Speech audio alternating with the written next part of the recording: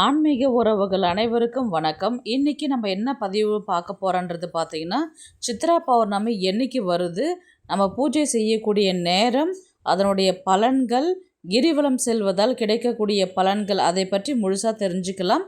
வாங்க வீடியோக்குள்ளே போகலாம். சித்ரா பௌர்ணமி என்பது சித்திரை மாதத்தில் வரும் முழு நிலவு. இந்த நாளில் யமதர்மனின் கணக்கு பிள்ளையான சித்திரகுப்தரை வழிபடுவது சிறப்பு. வருடத்தில் வரும் 12 பௌர்ணமிகளில் மிகவும் தனித்துவமானது சித்ரா பௌர்ணமி. இந்த நாளில் செய்யப்படும் வழிபாடு சாதாரண பூஜை அல்ல, அது நம் வாழ்க்கையின் பாவ புண்ணிய கணக்கை சீர் செய்யும் ஒரு அற்புதமான நாள். புராணங்களின்படி ஒரு நாள் கைலாயத்தில் பார்வதி தேவி பொழுதுபோக்காக ஒரு அழகிய ஆண் குழந்தையை ஓவியமாக வரைகின்றாள். அந்த ஓவியம் உயிரோடு இருப்பது போல பிரகாசித்து, அந்த சமயம் அங்கு வந்த சிவபெருமான் அந்த ஓவியத்தை பார்த்து மகிழ்ந்தார். அவருக்கு உடனே ஒரு நினைவு வந்தது. உலக உயிர்களின் ஆயுள் முடிவை நிர்ணயித்து அவர்களின் கர்மத்திற்கு ஏற்ப தீர்ப்பு வழங்கும் யமதர்மன், அவர் மிகுந்த வேலை பளுவால் எனக்கு ஒரு உதவியாளர் வேண்டும் என்று சிவனை வேண்டியிருந்தார். அந்த வேண்டுதலை நிறைவேற்றும் தருணம் அது. சிவபெருமான் பார்வதி வரைந்த ஓவியத்தை கையில் எடுத்தார். தன் பிராண வாய்வை அதில் ஊதினார். அடுத்த நொடியில் ஓவியம் உயிர் பெற்றது. சிவசக்தியின் அம்சமாக உயிர் பெற்ற அந்த தெய்வீக உருவம் சித்திரகுப்தன் என பெயர் பெற்றது. சித் மனம், குப்த மறைவு, மனதில் மறைந்திருக்கும் எண்ணங்களையும் அறிந்து பாவ புண்ணிய கணக்குகளை பதிவு செய்பவர். அதனால்தான் அவர் கையில் ஏடு மற்றும் எழுத்தாணியுடன் பிறந்தவர் என கூறப்படுகின்றது. இதுவே சித்திரகுப்தர் உருவான வரலாறு. சூரியன் சந்திரன் இரண்டும் சக்தி பெறும் நாள் சித்ரா பௌர்ணமி. திருவண்ணாமலை போன்ற புண்ணிய தலங்களில் கிரிவலம் வருவதால், முருகப்பெருமானை வழிபடுவதால், தீர்த்த ஸ்தானம் செய்வது, கங்கை நதியில் குளிப்பது பாவங்களை நீக்கி புண்ணியம் சேர்க்கும் என்பது நம்பிக்கை. பௌர்ணமி நாளில் லட்சக்கணக்கான பக்தர்கள் கிரிவலம் செல்வது வழக்கம். அதிலும் சித்திரை மாதம் வரும் பௌர்ணமி சிறப்பு வாய்ந்ததாக கருதப்படுகின்றது. பௌர்ணமி அன்று காலை முதல் மாலை வரை உணவு ஏதும் உண்ணாமல் உண்ணாவிரதம் இருந்து வழிபடுவதால் அந்த தெய்வத்தின் பரிபூர்ண ஆசிகள் கிடைக்கும். பௌர்ணமி நாளில் கிரிவலம் வருவதால் பித்ரு தோஷம் நீங்கி வாழ்வு மேம்படும் என்பது ஐதீகம்.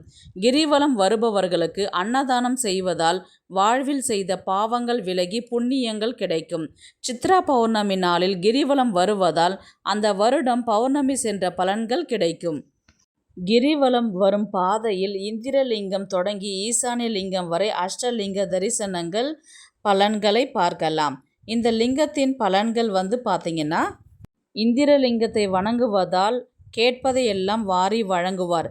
அக்னிலிங்கம் உடைய பலன்கள் பார்த்தீங்கன்னா, நோய் நீங்கும், எதிரிகள் தொல்லை நீங்கும், மன பயம் நீங்கும். யமலிங்கம் வணங்குவதால் கிடைக்கக்கூடிய பலன்கள் பார்த்தீங்கன்னா, பொருளாதார வளர்ச்சி மேம்படும், கஷ்டங்கள் நிவர்த்தியாகும், குடும்பத்தில் ஒற்றுமை ஏற்படும், சகோதரர்களிடையே இருந்த சண்டை சச்சரவுகள் விலகும், ஒற்றுமை ஏற்படும். நிருதிய லிங்கம் உடைய பலன்கள் குழந்தை பாக்கியம் கிட்டும், சுகமான வாழ்வு வாழ வழிவகுக்கும். வருணலிங்கத்துடைய பலன்கள் வாழ்க்கையில் பேரும் புகழும் கிடைக்கும், நோய் விலகும். வாயு லிங்கம் பலன்கள் பார்த்தீங்கன்னா, அனைத்து கஷ்டங்களும் விலகும். பௌர்ணமி அன்று சித்திரகுப்தரை வணங்கினால் கிடைக்கக்கூடிய பலன்கள் பார்த்தீங்கன்னா, கடன் தொந்தரவு நீங்கும், மனம் தெளிவு பெறும், செல்வம் பெறும், பாவங்கள் விலகும். அன்று அன்னதானம் செய்தால் புண்ணியங்கள் கிடைக்கும்.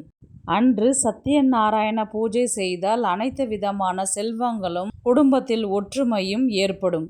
சித்ரா பௌர்ணமி என்னைக்கு வருதுன்றது பார்த்தீங்கன்னா, மே 1ஆம் தேதி வெள்ளிக்கிழமை அன்று வருகின்றது.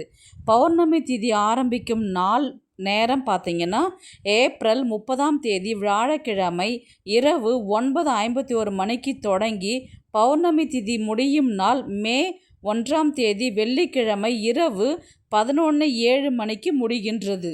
சித்ரா பௌர்ணமி வழிபடும் நேரம் பார்த்தீங்கன்னா, வெள்ளிக்கிழமை காலை 9:10 மணி முதல் 10:20 மணி வரை. இந்த நேரத்தில் நீங்கள் பூஜை செய்து வழிபாடு செய்ய ஆரம்பிக்கலாம். இந்த நேரத்தில் உங்கள் இஷ்ட தெய்வங்களான சிவன், பார்வதி, முருகன், பெருமாள், அதுக்கப்புறம் சத்யநாராயண பூஜையும் இந்த நேரத்தில் நீங்கள் செய்ய ஆரம்பிக்கலாம். சித்திரகுப்தர் வழிபாடும் செய்ய சிறப்பான ஒரு டைம் தான் இது. இந்த நேரத்தில் நீங்கள் பூஜை செய்தீங்கன்னா, நீங்கள் என்ன நினச்சி நீங்கள் வேண்டிக்கிறீங்களோ அது கண்டிப்பாக உங்களுக்கு கிடைக்குன்றது ஒரு நம்பிக்கை.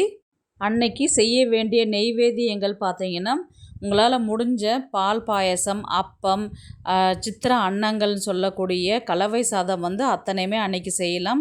பச்சடி, பல வகையான சாதங்களான தேங்காய் சாதம், புளியோதரை, எலுமிச்சை சாதம், தயிர் சாதம், சர்க்கரை பொங்கல் எல்லாமே செஞ்சு வைக்கலாம். எதுவுமே செய்யலாம்னாலும் ஏதாவது ஒரு கலவை சாதம் செஞ்சு வைக்கலாம்.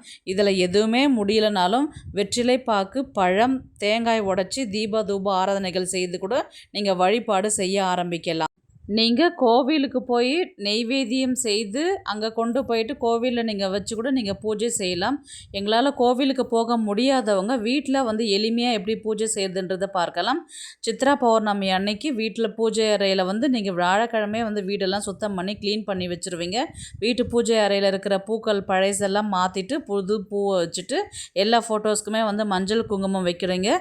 குறிப்பாக வந்து பார்த்தீங்கன்னா சித்திரகுப்தர் ஃபோட்டோ இருந்தால் நீங்கள் அதுக்கு வந்து நீங்கள் மஞ்சள் குங்குமம் வைத்து நீங்கள் பூஜை செய்ய ஆரம்பிக்கலாம். அந்த ஃபோட்டோ வந்து பார்த்திங்கன்னா தெற்கு திசையை பார்த்தவாறு அந்த சித்திரகுப்தனுடைய ஃபோட்டோ வச்சு அந்த ஃபோட்டோவுக்கு மஞ்சள் குங்குமம் வாசனை மலர்கள்லாம் சாற்றி நம்ம நெய்வேத்தியமாக வந்து நம்ம செஞ்சு வச்சுருக்கிற கலவை சாதம், சர்க்கரை பொங்கல் எல்லாமே உங்களால் முடிஞ்சது ஏதாவது ஒன்று செஞ்சு வச்சுட்டு தீபதூப ஆராதனைகள் செய்துட்டு மாலை 5 மணிலேருந்து இரவு 8 மணிக்குள்ளார வந்து பார்த்திங்கன்னா நம்ம பௌர்ணமிக்கு வந்து தீபம் ஏற்றி வழிபாடு செய்யணும். உங்கள் வீட்டு மொட்டை மாடியில் அல்லது வீட்டு வாசலில் நிலைவாசலாண்ட எந்த இடத்துல நிலவின் வெளிச்சம் வருகின்றதோ அந்த இடத்துல வந்து நீங்கள் ஒரு நெய் தீபம் ஏற்றி வழிபாடு செய்யணும்.